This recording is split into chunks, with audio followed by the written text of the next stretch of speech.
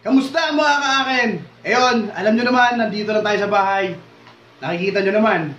Alam nyo ba na hindi nyo pa alam na si ka-akin ay 9 times MVP?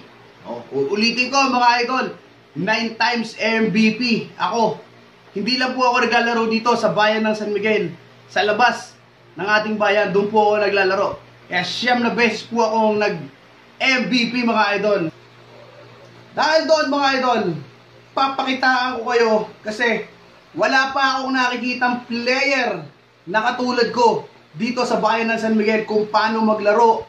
Tuturuan ko kayo kung paano yung mga pasa, mga idol.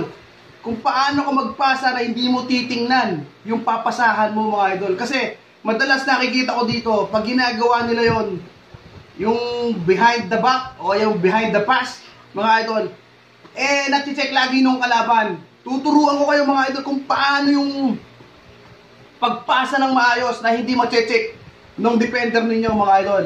Halimbawa, hawak mo yung bola. Ganun lang muna. Ganun-ganun ka lang mga idol. Kunwari, doon mo ipapasa. Dito ka titingin sa kabila. Look, pass. Bang! Ganun yun. Tapos, di ba? Ito naman. Ito naman ang tawag. Behind the back pass. Di ba? Hindi nakikita ng mga ano nila mga idol. Ganun lang kadali. Ganito. Ganito mga idol di ba? Ganito lang kasimple mga idol. Lolong pass. Bang! At ito naman mga ka-akin, ituturo ko sa inyo kung paano kayo maging shooter o paano kayo magiging magaling sa 3-point shot. Ayan.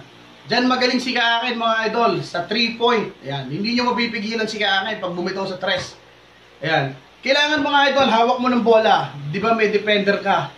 Ayan, may defender ka. Bago mo ititira, kailangan nakaposisyon yung paa mo.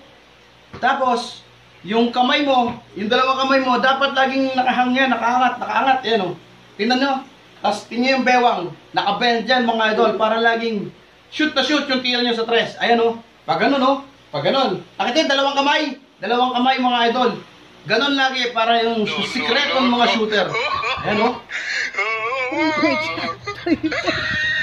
Walang ipis yan.